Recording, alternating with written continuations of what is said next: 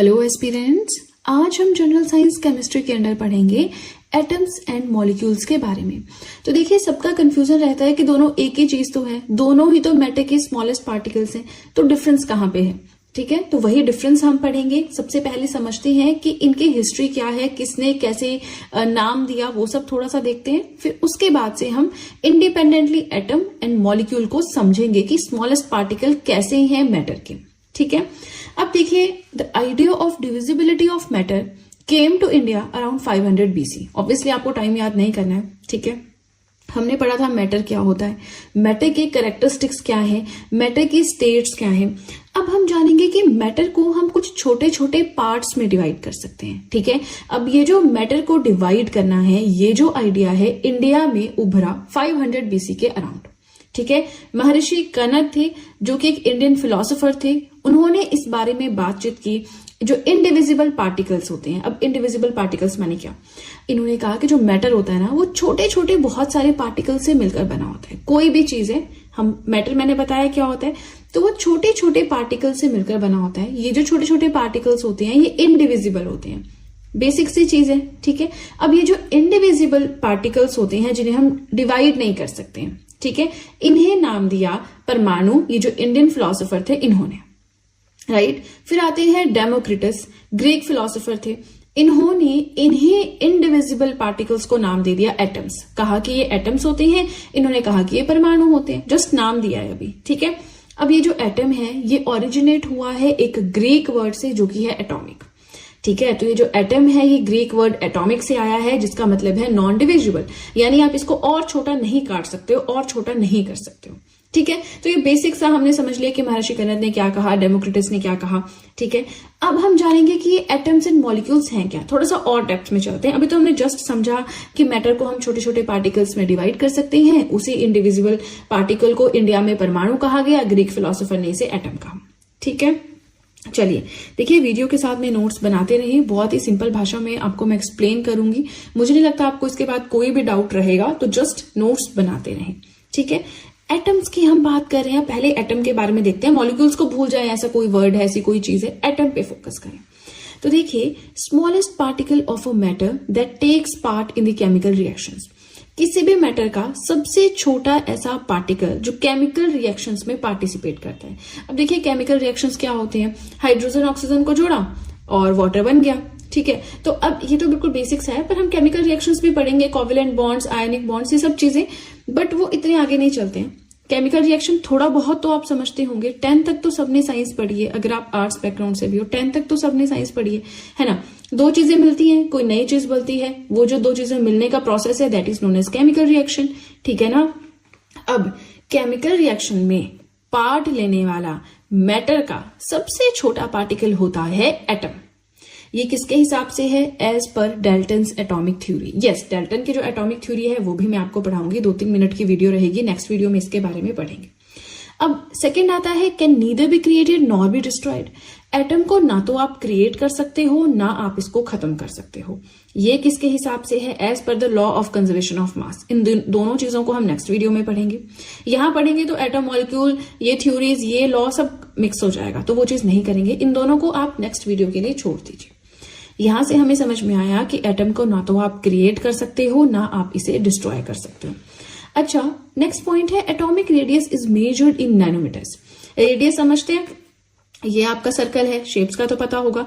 अब ये जो आपका सर्कल है, इसका किसी भी एक पॉइंट से दूसरे पॉइंट तक का जो डिस्टेंस होता है मैक्सिमम, मतलब समझते हैं ना कि इधर से आप इधर ले लो, इधर ले लो, इधर ले लो, तो उसे हम बोलते हैं डायमीटर। और इस डायमीटर, ये पूरा आपका डायमीटर है, और ये हाफ बोल लो, ये आपका रेडियस है। बिल्कुल बेसिक चीज है, ये तो पता होगी।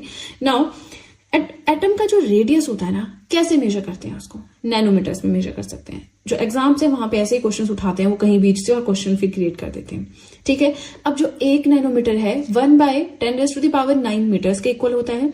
यहां से अगर हम 1 मीटर यहाँ पे रखें और इसको क्रॉस मल्टीप्लाई करते हैं, मीटर को अगर कैलकुलेट करना हो कितने नैनोमीटर्स के इक्वल है, तो 1 मीटर हमारा इक्वल हो जाएगा, ये ऊपर चला जाएगा 10⁹ नैनोमीटर। और वही चीज यहाँ पे लिखिए, इसे आप याद कर लें। थोड़ा बिल्कुल सिंपल मैथ है, इसमें कोई बहुत बड़ी बात नहीं है, बट अगर थोड़ा इशू आपको मैथ में, तो आप इसको एज इट इज याद कर लें।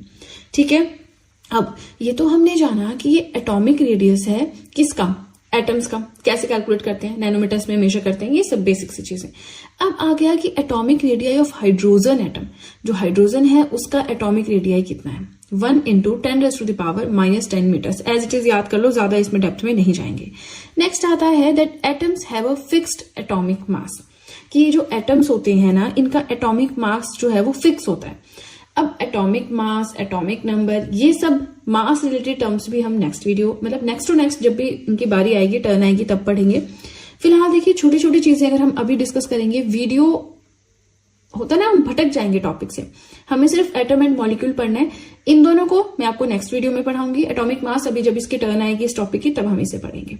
ठीक है, इतना समझ लीजिए, एटम्स का एटॉमिक मास फिक्स होता है। नेक्स्ट, वेरी वेरी इंपॉर्टेंट, ये चीज ना बच्चों को समझ नहीं आती है और यहीं से क्वेश्चन अराइज होता है, that atoms doesn't exist in free state. अब एटम्स जो है वो फ्रीली एग्जिस्ट नहीं करते हैं। अच्छा, क्या मतलब है इसका, वही हम देखेंगे। एक और चीज है, और can not exist independently. Independently exist नहीं करते हैं, किसी ना किसी के साथ अटैच्ड होते हैं।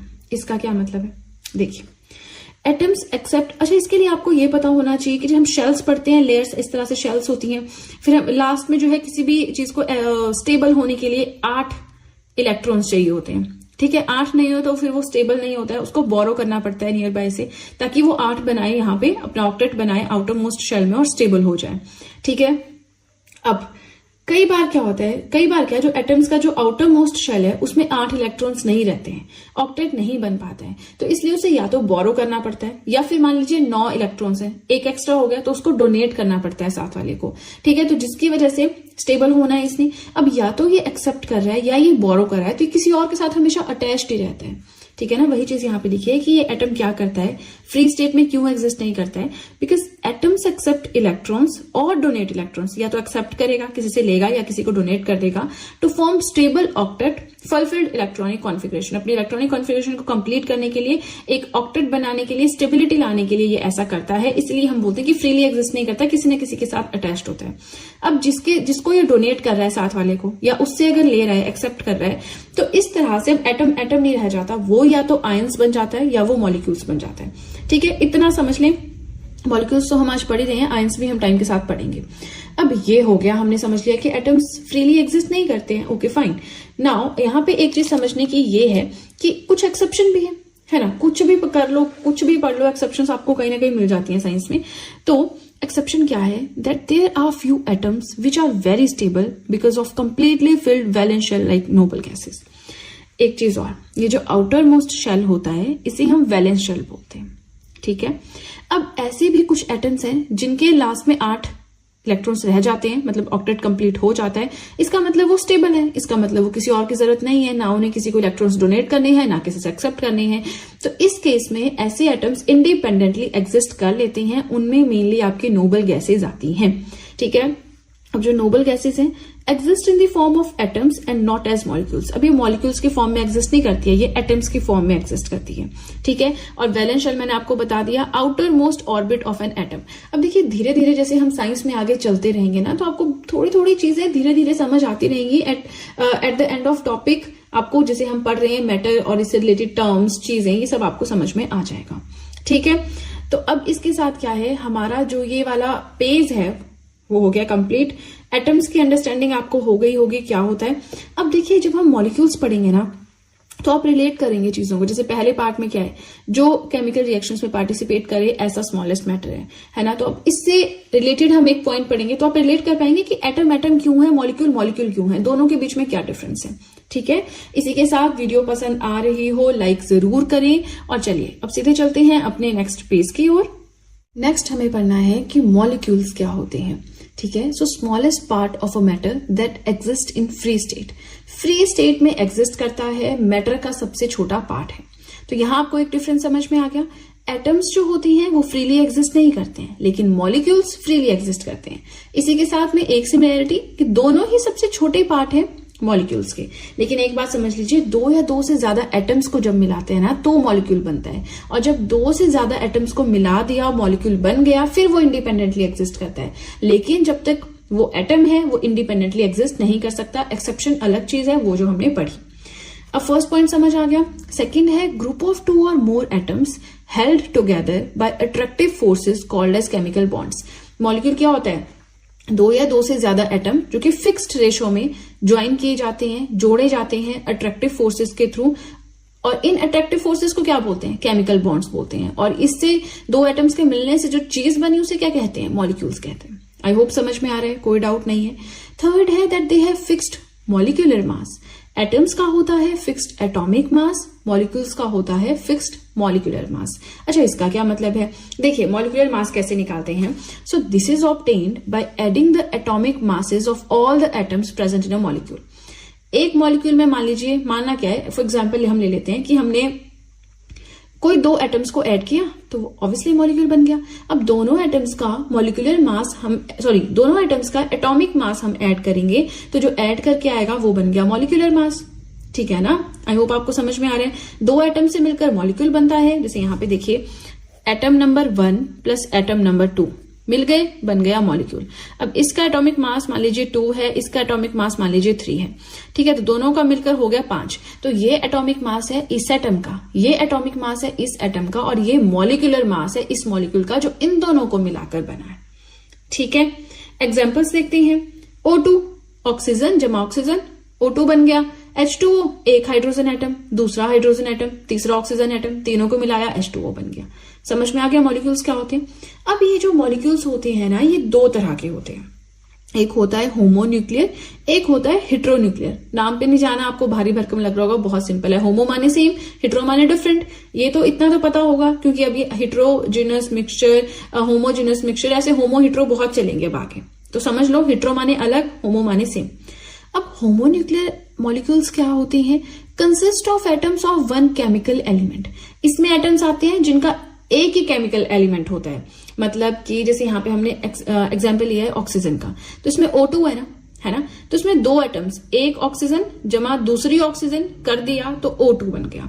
हेट्रोन्यूक्लियर क्या होता है? Composed of more than one element. इसमें एक ही एलिमेंट नहीं होता, एक से ज्यादा एलिमेंट्स होते हैं, उनको ऐड करते हैं, फिर हेट्रोन्यूक्लियर मॉलिक्यूल्स बनते हैं। अच्छा, एग्जाम्पल देखिए, H2O एक हाइड्रोजन का एटम, दूसरा हाइड्रोजन का एटम, तीसरा हमने ऑक्सीजन का एटम लिया, तीनों को मिलाया H2O बन गया।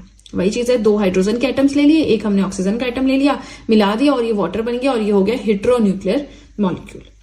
यहाँ पे तो हम एक ही एलिमेंट ले रहे हैं ना, सिर्फ ऑक्सीजन ऑक्सीजन ले रहे हैं, तो ये क्या बन रहा है ना, O2 बन रहा है। तो यहां से आपको समझ में आ गया, एक एलिमेंट के ही बहुत सारे एटम्स ले लो तो होमोन्यूक्लियर है, अलग अलग एलिमेंट्स के आप लोगे एटम्स को तो वो हेट्रोन्यूक्लियर मॉलिक्यूल है। ठीक है, अब हमने आज की वीडियो में इतना ही पढ़ना था। दो चीजें मैंने आपको बताई हैं, लॉ ऑफ कंजर्वेशन ऑफ मास है प्लस डाल्टन्स एटॉमिक थ्योरी। छोटी सी वीडियो बनेगी, नेक्स्ट हम पढ़ेंगे। मैंने पहले कहा है साइंस की वीडियोस बहुत लंबी नहीं बनाऊंगी, छोटी छोटी वीडियोस बनाऊंगी ताकि आप लोग साथ साथ में समझ सकें। ठीक है, और मुझे भी, मैं चाहती हूँ कि एक एक चीज कवर हो, छोटा से छोटा टॉपिक हमारी सीरीज में कवर हो। ठीक है, चलिए आज के लिए इतना ही। आपको बताना चाहूंगी, जीएस हैंड रिटन नोट्स अगर आप परचेज करना चाहते हैं, जैसे कि history, polity, geography, economics, current affairs, ये सारे आप परचेज कर सकते हैं। डिस्क्रिप्शन बॉक्स में लिंक है। इंस्टाग्राम पे आप मुझे फॉलो कर सकते हैं, टेलीग्राम अकाउंट मैंने बनाया है, वहां पे आप मुझे ज्वाइन कर सकते हैं। फायदा क्या होगा, देखिए आप लोगों के मैसेजेस आते हैं कि मैम आपकी नोटिफिकेशंस नहीं आती, हमारी बहुत सारी वीडियो स्किप हो जाती है, तो ऐसा क्यों है? देखिए रीजन तो मुझे नहीं पता आपको नोटिफिकेशंस क्यों नहीं आती, बट इसी रीजन से मैंने टेलीग्राम अकाउंट बनाया है। जैसे ही कोई वीडियो यहाँ पे अपलोड होगी, लिंक मैं वहां पे शेयर कर दूंगी। इसके अलावा फिलहाल तो कुछ शेयर नहीं कर रही हूँ, इन फ्यूचर देखते हैं। तो जैसे ही कोई वीडियो यहाँ पे अपलोड होगी, अगर आपको नोटिफिकेशन नहीं आती है, आपको वहां पे एक नोटिफिकेशन वहां तो आनी है, तो वहां पे आप चेक कर सकते हैं। दिन की हार्डली 2 या 3 वीडियोस में डाल रही हूँ। ठीक है, तो 2-3 नोटिफिकेशन आएंगी, बहुत बड़ा कोई इशू नहीं है कि बहुत मैसेजेस पे मैसेजेस आते हैं जैसे ग्रुप्स में, वैसा कुछ नहीं होगा। ठीक है, तो वो भी अगर आपको ज्वाइन करना है, आप डिस्क्रिप्शन बॉक्स में जाएं, वहां पे लिंक दिया है और आप ज्वाइन कर सकते हैं। ठीक है ना, तो चलिए आज के लिए इतना ही। वीडियो पसंद आए तो लाइक जरूर कीजिएगा, चैनल को जरूर सब्सक्राइब करें, बेल आइकन को प्रेस करें, सो दैट मैं जैसे ही कोई वीडियो अपलोड करूं सबसे पहले नोटिफिकेशन आपके पास पहुंचे।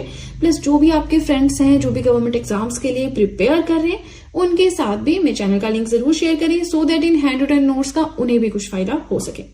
तो चलिए फ्रेंड्स, आज के लिए इतना ही। अब हम मिलेंगे नेक्स्ट वीडियो में। So that's it and see you soon.